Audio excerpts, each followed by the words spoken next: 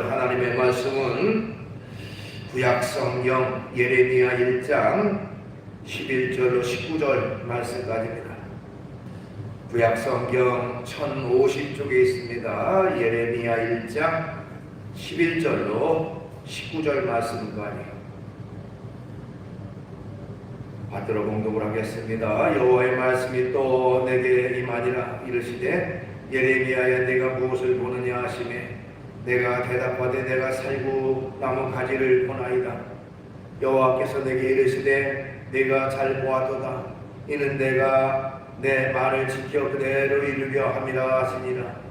여호와의 말씀이 다시 내게 임하니라. 이르시되 네가 무엇을 보느냐. 대답하되 끓는 가마를 보나이다. 그 윗면이 북에서부터 기울어졌나이다 하니 여호와께서 내게 이르시되 재앙이 북방에서 일어나 이 땅의 모든 주민들에게로 부어지리라.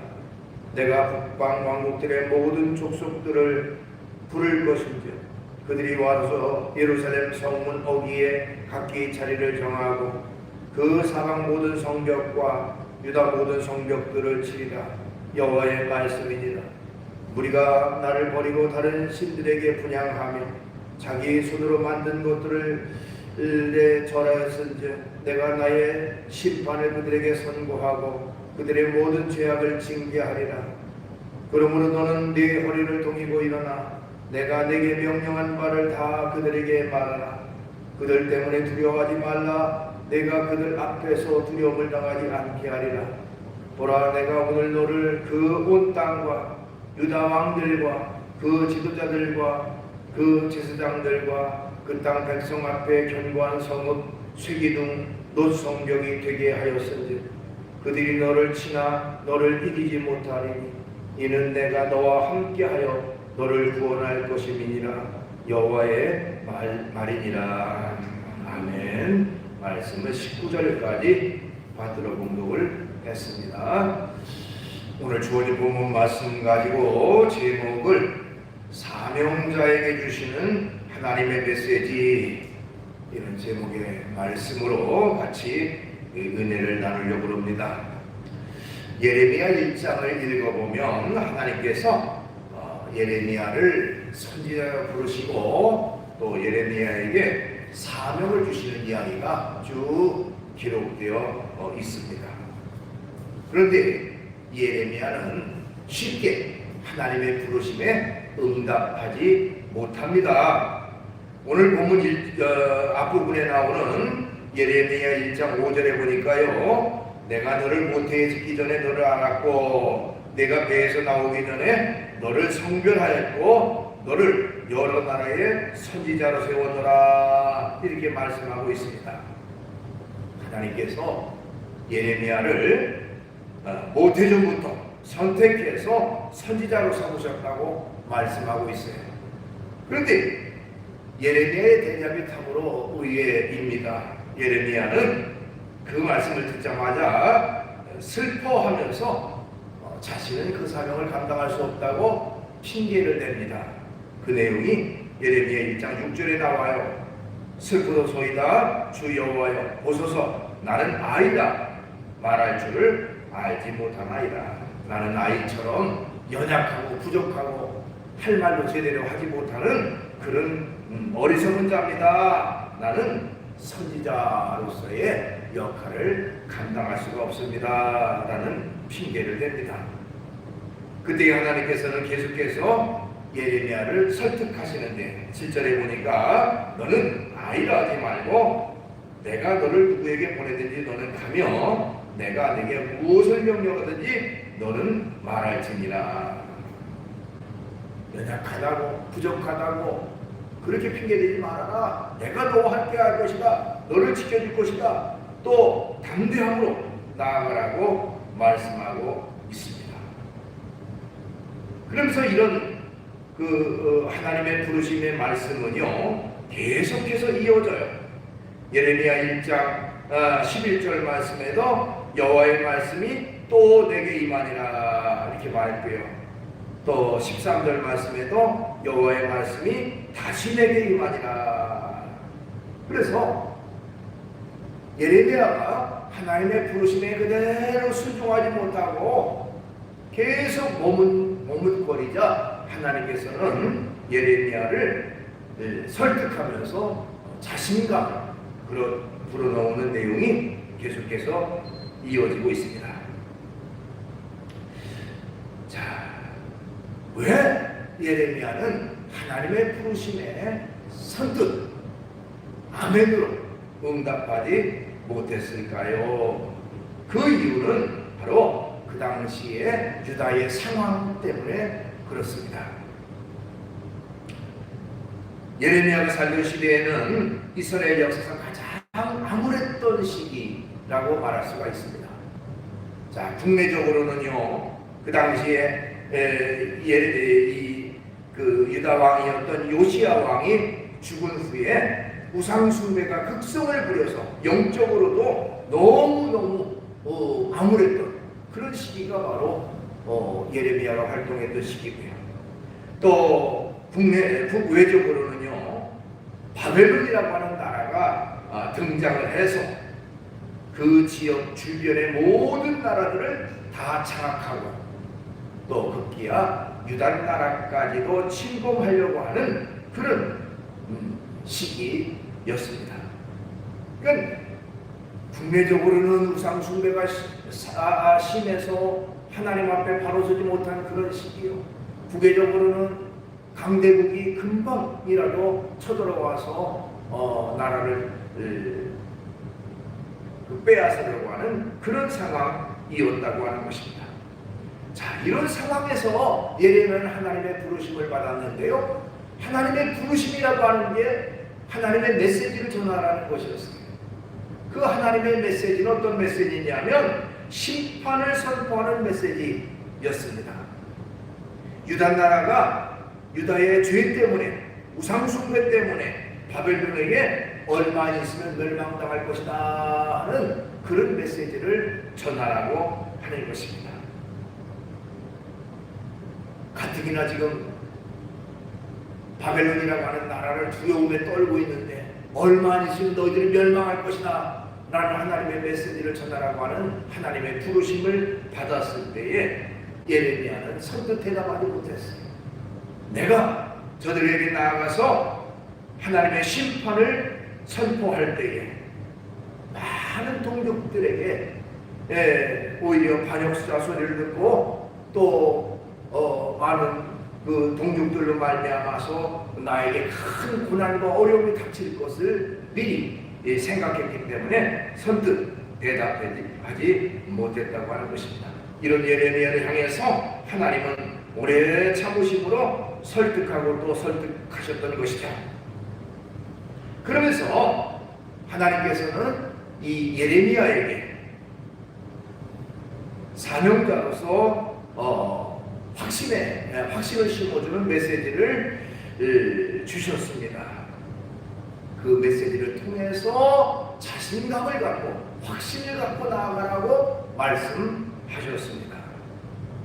자, 예레미야에게 주셨던 이 확신의 메시지, 하나님의 메시지는 오늘날 하나님의 사명을 감당하는 또 하나님의 부르심을 받은 우리들에게도 주시는 하나님의 메시지를 우리가 알고 이 말씀을 통해서 힘으로는 그런 우리의 모습이 되어야 되는 것입니다. 자, 우선 첫 번째 어떤 메시지를 하나님이 주셨느냐면 하나님의 말씀은 반드시 이루어진다는 메시지를 예레미야에게 주셨습니다. 하나님의 말씀은 반드시 이루어진다. 자, 하나님께서는 예레미야에게 한 가지 환상을 보여주셨어요. 바로 살구나무 가지의 환상인 것입니다. 살구나무 가지를 보여주시면서 하신 말씀이 반드시 하신 말씀을 반드시 이룰 것이다 말씀했습니다. 그게 바로 오늘 본문 11절과 12절에 나옵니다. 여호와의 말씀이 또 내게 임하니라 이르시되 예레미야야 네가 무엇을 보느냐 하시매 내가 대답하되 내가 살구나무 가지를 보나이다. 여호와께서 내게 이르시되 네가 잘 보았도다. 이는 내가 내 말을 지켜 그대로 이루려 함이라 하시니라. 그리고 말씀하고 있어요. 자, 살구나무 가지를 보여주신 이유가 뭘까 하는 것입니다. 자, 이스라엘 중심으로 한 그 지역에서는 이 살구나무는요, 어떤 나무의 꽃보다도 가장 먼저 피어나는 꽃이라고 합니다. 자, 우리나라는 매화라고 하는 나무의 꽃이 일찍 피기로 유명하죠. 추운 겨울이 지나고 봄 소식을 알리는, 가장 먼저 봄 소식을 알리는 꽃이 매화나무 꽃입니다. 추운 겨울인데도 흰 꽃을 피우며 봄을 예고해 주는 것과 같이, 자, 다른 종류의 나무들은 추위에 죽은 듯이 움츠리고 있을 때 이 팔레스타인에 살고 있는 이 살구나무만은 생명력을 자랑하면서 아름다운 꽃을 피운다고 합니다. 그래서 이스라엘 사람들은 이 나무의 이름을 히브리어로 샤케드라고 불렀어요. 샤케드라고 하는 말은 지킨다 하는 의미를 담고 있는데요, 추운 겨울, 한겨울 그 강추위 속에서도 하나님이 지키셔서 이렇게 일찍 추위가 채 가시기도 전에 꽃을 피울 수 있는 그런 나무로 삼으셨다 하는 그런 의미인 것입니다. 자, 그러니까 하나님께서 이 예레미야에게 살구나무 환상을 보게 하신 것은 추운 겨울 속에서도 살구나무를 지키신 것처럼 반드시 너를 지켜줄 것이다 하는 의미와 함께, 거기 또한 하나님이 약속하신 말씀은 반드시 이루어진다고 하는 것을 확신시켜 주는 것입니다. 추운 겨울로 말미암아 나무가 죽어 있는 것과 같이, 아무런 생명이 없는 것 같지만 움이 트면서 잎이 나면서 또한 꽃이 피는 그런 어떤 새 생명이 태어나는 것처럼 하나님의 말씀은 반드시 이루어진다. 하나님의 말씀은 반드시 실천되어진다고 하는 것을 예레미야에게 확신을 심어줬던 것입니다. 그렇기 때문에 예레미야가 하나님의 선지자로 부름을 받아서 하나님의 말씀을 외치는 데 있어서 머뭇거리고 주저하고, 백성들이, 동족들이 자기에게 반감을 가지고 자기에게 수없이 많은 그런 핍박을 가할 것을 두려워했지만은, 여기 하나님의 말씀은 반드시 이루어진다고 하는 그 말씀을 통해서 확신을 가지고 담대함으로 나아갈 수가 있었다고 하는 것입니다. 어떤 환경, 어떤 상황 속에서도 하나님은 반드시 함께 하실 뿐만 아니라 하나님의 계획하심, 하나님의 섭리하심, 하나님의 역사하심을 반드시 지키신다고 하는 그런 확신, 그것이 바로 오늘날 우리에게도 있어야 되는 것입니다. 어떤 고난, 어떤 어려움, 어떤 핍박이 있더라도 하나님은 나와 함께 하시고, 또한 하나님이 나를 통해서 이루고자 하는 하나님의 뜻이 반드시 이루어진다고 하는 것을 확신하고 나아가야 하는 것입니다. 예레미야가 그랬습니다. 인간적인 생각으로는 두려운 생각이 있어서요, 또 동족들에게 하나님의 심판을 선포한다고 하는 것은 어떻게 보면 참으로 두려움 가운 중에 두려움이었고, 백성들의 그런 어떤 저항이 보통 심하지 않고, 또 잘못하면 자기가 죽을 수밖에 없는 그런 상황이라고 하는 것도 너무나도 잘 압니다. 그렇기 때문에 머뭇거렸던 것이죠. 그런데 예레미야는 하나님이 주시는 이 살구나무의 환상을 통해서 죽은 것 같은 그 나무도 하나님이 움트게 하셔서 꽃을 피게 하신 그 모습과 같이 하나님이 말씀하신 것은 반드시 이루어 주신다고 하는 확신을 가지고 담대함으로 나아갈 수가 있게 됐던 것입니다. 자, 다윗이라고 하는 사람도 마찬가지입니다. 다윗도 왕이 되기 전에 우리가 잘 아는 것처럼 사울이라고 하는 그 당시의 왕으로부터 엄청난 미움을 받고, 또 다윗을 죽이려고 군사를 동원해서 추격했던 이 사울 때문에 도망을 다녀야 하는 그런 신세가 되어졌습니다. 자, 왕이 된 후에는 자신의 아들인 압살롬이 반역을 해서 왕의 자리에서 쫓겨나기까지 했던 다윗이었습니다. 그런 괴로운 때에 사람들은 그를 조롱하고 그를 비우기 시작을 했습니다. 시편 22편 7절로 8절에 보니까 나를 보는 자는 다 나를 비웃으며 입술을 삐죽이며 머리를 흔들며 말하되 그가 여호와께 의탁하니 구원하실 것 그를 기뻐하시니 건지실 걸 하나이다. 이렇게 손가락질하고 비웃었다고 말합니다. 그러나 다윗은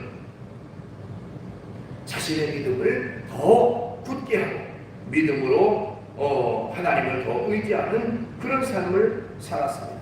어떤 환경에서도 사람을 보지 않고 하나님을 바라보고 그는 담대함으로 주의 길을 걸어가는 그런 삶을 살았다고 하는 것입니다. 우리가 세상을 살아갈 때도 마찬가지입니다. 하나님을 믿는 믿음 가지고 살아갈 때 많은 사람으로부터 때로는 비판받고 또 조롱받고 모욕당하는 그런 일들도 있을 수가 있습니다. 그런 때에 인간적인 생각으로 낙심하고 낙담하는 그런 삶이 아니라 그런 때라도 하나님이 나를 지키신다, 하나님이 나와 함께 하신다, 하나님이 나를 보호하신다는 확신을 가지고 담대함으로 주의 길 걸어가는 그런 우리가 되어야 됩니다. 환경 때문에 우리의 믿음과 신앙이 무너지는 그런 연약한 모습이 아니라 환경을 초월하는 그런 담대한 믿음이 우리에게 있어야 하는 것입니다.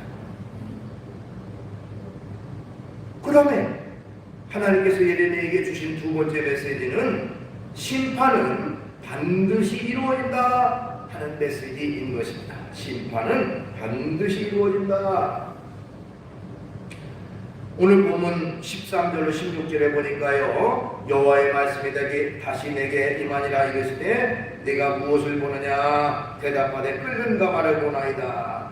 그 윗면이 북에서부터 기울어졌나이다 하니 여호와께서 내게 이르시되 재앙이 북방에서 일어나 이 땅의 모든 주민들에게 부어지리라. 내가 북방 왕국들의 모든 족속들을 부를 것인즉 그들이 와서 예루살렘 성문 어귀에 각기 자리를 정하고 그 사방 모든 성벽과 유다 모든 성벽들을 치리라. 여호와의 말이니라 하고 기록하고 있습니다. 즉 하나님께서 예레미야에게 또 다른 환상을 보여주셨는데 그게 바로 끓는 가마의 환상이에요. 가마 속에 물이 물인지 하여튼 자세한 내용물을 어쨌든 무엇인가를 펄펄펄펄 끓는 가마솥이 있는데 그것이 기울어졌어요. 북쪽에서 기울어져서 남쪽으로 지금 기울어져서 금방이라도 그 펄펄 끓는 물이 남쪽으로 쏟아져 내리는 그런 환상을 보게 됐다고 하는 것입니다. 이것은 아까도 말씀드린 북쪽에 있는 신흥 강국이었던 이 바벨론이라고 하는 나라가 유다를 침공해서 결국 끓는 물이 쏟아지는 것처럼 엄청난 재난, 엄청난 고난이 유다 땅에 이르게 될 것이라고 하는 것을 하나님이 보여주신 것입니다. 그 뒤에 이제 예레미야가 담대함으로 하나님의 말씀, 하나님의 심판을 나아가서 전하게 됩니다. 너희들이 우상 숭배를 한 까닭에 하나님이 우리나라에 재난을 가져다 주고 심판으로 함께할 심판이 임하게 됐다라고 메시지를 전하게 돼요. 그러나 유다 사람들은 예레미야의 말을 듣지 않았습니다. 오히려 거짓 선지자들이 나타나서 예레미야의 말과 반대되는 메시지를 전합니다. 하나님은 우리 민족을 택하셨고 우리 민족을 너무너무 사랑하셔서 이런 재난이 닥치지 않는다. 하나님이 반드시 우리를 건져주신다라고 소망적인 메시지를 해요. 그러니까 사람들은 긍정적인 메시지, 소망적인 메시지에 귀를 기울였지 심판을 이루신다고 하는 하나님의 본래의 메시지, 예레미야를 통한 메시지를 듣지 않았고 오히려 예레미야를 배척하고 예레미야에게 엄청난 재난을 가했습니다. 성경에 보면요, 예레미야가 수없이 이 옥에 갇히고요, 매를 맞기도 하고 엄청난 고난이 예레미야에게 닥쳤습니다. 그럼에도 불구하고 그는 끝까지 하나님의 말씀을 하나님의 심판을 외쳤습니다.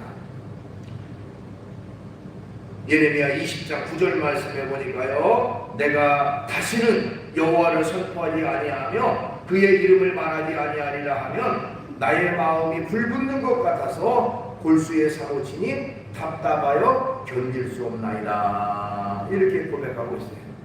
자, 예레미야도 인간이니까 사람들이 저렇게 배척하고 저렇게 싫어하고 저렇게 나에 대해서 막 핍박을 하는데 내가 이 심판의 말씀만 전하지 않으면 그만이지, 내가 그냥 입을 다물고 있으면 그만이지라고 생각을 할 수도 있습니다.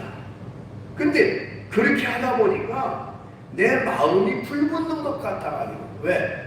하나님의 심판의 메시지를 전해야 저들이 회개하고 돌이킬 수 있는데 그 심판의 메시지를 받지 않는다고 해도 내가 전하지 않으면 안 된다고 하는 그 사명감 때문에 마음에 불이 붙는 것 같다.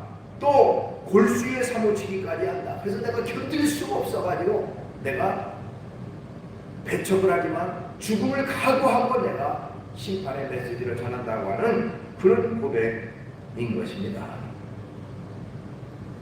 불붙는 마음, 그 영혼들을 살리고자 하는, 즉 그것이 심판으로 끝나는 게 아니라 돌이키라고 하는 하나님의 메시지예요. 사실은 회개하라는 메시지예요. 그런데 사람들은 당장 듣기 좋은 말만 들으려고 하죠. 회개하라, 하나님의 심판이 임했다 하는 말들은 잘 들으려고 하지 않습니다. 그러다 보니까 예레미야를 배척했던 것이죠. 예레미야는 그렇지만 그들의 영혼을 사랑하는 그런 마음으로, 절박한 마음으로 그들에게 하나님의 메시지를, 심판의 메시지를 전하게 됐다고 하는 것입니다. 자, 어떻게 보면 이런 예레미야를 통해서 우리가 깨닫는 것은, 예레미야는 그들의 영혼을 사랑하는 마음, 어떻게 해서든지 그들이 잘못된 것을 깨닫고 주께로 돌아오게 하고자 심판의 메시지를 전했습니다. 그 전하지 않으면 그만이에요. 그들이 엄청나게 핍박하고 엄청나게 자신에게 고통을 가했기 때문에 전하지 않으면 그만이지만, 그럼에도 담대히 전하지 않을 수 없는 것은 절박하기 때문에 그래요. 환상을 통해서 그 펄펄 끓는 그런 가마솥의 내용물이 금방이라도 쏟아질 것 같은 그런 환상을 보았기 때문에 하나님의 심판이 이렇게 절박하게 임했다고 하는 사실을 그가 목도했기 때문에 그는 전하지 않을 수가 없었다고 하는 것입니다. 자, 이런 예레미야의 마음은 곧 우리 하나님을 믿는 믿음의 사람들의 마음이 되어야 됩니다. 예레미야가 자신들의 동족인 유다민 사람들을 향한 그 영혼을 불쌍히 여기는 마음으로 담대히 하나님의 심판을 외쳤던 것과 같이, 오늘날 우리는 하나님을 믿지 않는 사람들의 그 영혼을 불쌍히 여기는 마음을 가져야 됩니다. 그것을 우리가 구역열이라고 해요. 구역열. 영혼을 구원하려고 하는 그 마음. 그냥 놔두면 조만간 하나님의 심판이 펄펄 끓는 기름가마 같은 그것이 쏟아지려고 하는 찰나에 있기 때문에 그 영혼을 불쌍히 여기는 마음으로 우리가 그들을 위해서 기도하고 그들에게 복음을 전하고 주께로 인도할 수 있는, 인도하는 그런 역할과 그런 사명이 또한 우리에게 있다고 하는 사실, 그것을 깨달아야 됩니다. 복음의 절박성을 우리가 깨닫고 예레미야처럼 어떤 핍박, 어떤 고난, 어떤 어려움 그것이 닥친다 해도 그것을 감수하고 우리가 담대함으로 이런 그 하나님의 복음을 전하는 그런 우리의 모습이 있어야 되는 것입니다. 그 다음에 예레미야에게 주신 하나님의 세 번째 메시지는 하나님께서 반드시 함께 하실 것이다 하는 메시지인 것입니다. 오늘 본문 17절로 19절에 보니까, 그러므로 너는 네 허리를 동이고 일어나 내가 네게 명령한 말을 다 그들에게 말하라. 그들 때문에 두려워하지 말라. 네가 그들 앞에서 두려움을 당하지 않게 하리라. 보라, 내가 오늘 너를 그 온 땅과 온 왕들과 그 지도자들과 그 제사장들과 그 땅 백성 앞에 견고한 성읍 쇠기둥 놋성벽이 되게 하였은즉 그들이 너를 치나 너를 이기지 못하리니 이는 내가 너와 함께하여 너를 구원할 것임이니라. 여호와의 말이니라. 이렇게 말하고 있습니다. 자, 하나님께서 예레미야에게 너를 대적하는 사람들을 두려워하지 말라는 거예요. 자, 그리고 담대함으로 하나님의 복음, 하나님의 메시지를 전해라. 하나님이 반드시 너와 함께 할 것이다. 그들이 너를 치지만 그들이 결코 너를 이기지 못하게 할 것이라고 말씀하고 있습니다. 하나님께서는 고통 속에, 고난 속에서도 함께 하시겠다고 약속을 하셨습니다. 자, 우리가 주목해 볼 것은 예레미야의 고통을 없애주실 것이다 라고 말씀한 게 아니라 그 고통 속에 함께 할 것이다 라고 약속을 하셨어요. 그러니까 예레미야가 고통당할 때 그 고통 속에 함께 하셔서 그 고통을 이길 수 있도록 인도해 주시겠다고 하는 약속이에요. 오늘날 우리도 마찬가지입니다. 때로는 고난당할 때, 어려울 때, 당할 때에 왜 하나님을 믿는 사람에게 이런 고난과 이런 어려움이 옵니까? 그 원망하고 불평할 때가 있어요. 그러나 고난당하는 것이 우리에게 오히려 유익이 되고 오히려 우리에게 감사가 됩니다. 그 고난 때문에 우리가 더 겸손하고 낮아지고 하나님을 더 의지할 수 있는 기회가 되기 때문에 그래요. 그러니까 우리는 하나만 보지 말고 그걸 통해서 이루고자 하는 하나님의 뜻을 바라봐야 합니다. 고난 당한 것 그 자체가 아니라 그 속에서 우리가 이길 수 있도록 하나님이 함께 하시고 도우시고 우리를 이끌어 주신다고 하는 것입니다. 뿐만 아니라 그 고통 속에서도 하나님은 예레미야를 구원해 주실 것이라고 말씀했어요. 19절 말씀, 그들이 너를 치나 너를 이기지 못하리니 이는 내가 너와 함께하여 너를 구원할 것임이니라. 여호와의 말이니라. 이렇게 말하고 있습니다. 어떤 어려움, 어떤 힘든 일, 어떤 고난 속에서도 그런 일이 닥칠지라도 하나님이 너와 함께해서 결국에는 너를 구원할 것이다, 너를 건질 것이다, 너를 지킬 것이다, 너를 보호할 것이다 라고 하나님이 약속을 했습니다. 오늘날도 마찬가지입니다. 우리가 주의 길을 걸어갈 때에 때때로 어려움 당하고 힘든 일 당하고 뜻하지 아니하게 재난과 또 여러 가지 핍박을 당할 때가 있습니다. 그럴 때마다 우리는 인간적인 생각으로 낙심하고 좌절하기 쉬워요. 그러나 하나님을 믿는 우리는 오히려 어떤 핍박, 어떤 고난, 어떤 어려움 속에서 낙심하고 좌절하지 말아야 됩니다. 그 이유는 그때에도 하나님은 나와 함께 하시기 때문에 그렇습니다. 하나님은 나와 함께 하시고 그 고난 속에서도 하나님은 나를 지키시고 보호하시고 건지시는 하나님이시기 때문에 그렇습니다. 그래서 우리가 잘 아는 시편 23편 4절 말씀해 보니까 내가 사망의 음침한 골짜기로 달릴지라도 해를 두려워하지 않을 것은 주께서 나와 함께 하시니라. 주의 지팡이와 막대기가 나를 안위하시나이다.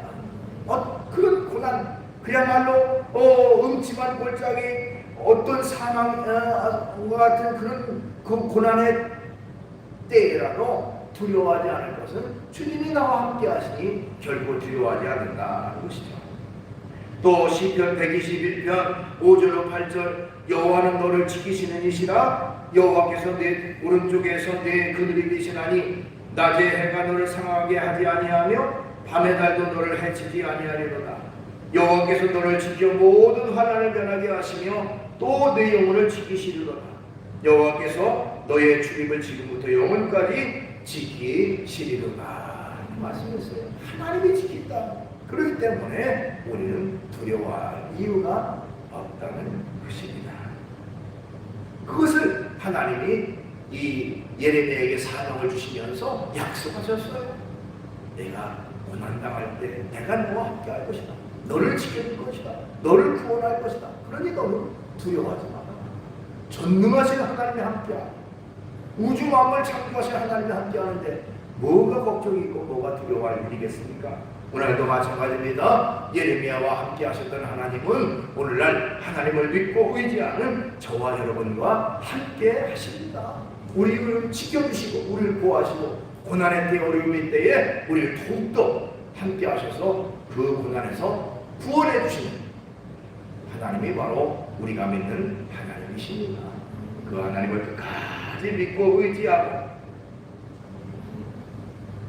예레미야가 이제 후에 이 하나님의 부르심에 응답해서 그야말로 죽을 때까지 주의 사명을 끝까지 감당했던 것과 같이 우리와 함께 하시는 하나님을 확신하고 담대함으로 기쁨으로 주의 길 걸어가고 주의 사명을 감당하는 저와 여러분 되시기를 주의 이름으로 축원합니다. 기도하겠습니다. 거룩하신 주님을 찬양합니다. 오늘 이 시간 예레미야 선지자를 부르시는 하나님, 그리고 그 예레미야 선지자가 하나님의 사명을 잘 감당하는 그 모습을 같이 살펴보았습니다. 주님, 인간적인 생각으로 사람들의 배척과 사람들의 온갖 조롱과 사람들의 여러 가지 핍박을 생각한다면 인간적인 생각으로 두려움의 모습을 가질 때도 있을 수 있지만, 그럴 때라도 하나님이 함께 하시고 하나님이 지키시고 하나님이 건져주시고 하나님이 보호하시고 인도하신다는 그 말씀을 우리가 확신하고 예레미야가 담대하게 주의 사명을 끝까지 감당했던 것과 같이 우리도 하나님을 믿는 믿음을 굳게 하고 기쁨으로 감사함으로 주의 길 걸어가는 우리가 되게 하시고, 또한 예레미야가 유다 민족들의 그 영혼들을 사랑하는 마음으로 마음이 불붙는 것과 같은 그런 절박한 심정으로 핍박을 감수하고 그들에게 하나님의 메시지를 전했던 것과 같이 오늘날 하나님을 알지 못하는 사람들에게 그 영혼을 사랑하는 마음으로 불붙듯해서 한 영혼 한 영혼을 주 앞으로 인도할 수 있는, 부활의 길로 생명의 길로 인도할 수 있는 그 역할과 사명을 감당하는 우리가 되게 해주시옵소서. 예수님의 이름으로 기도하옵나이다.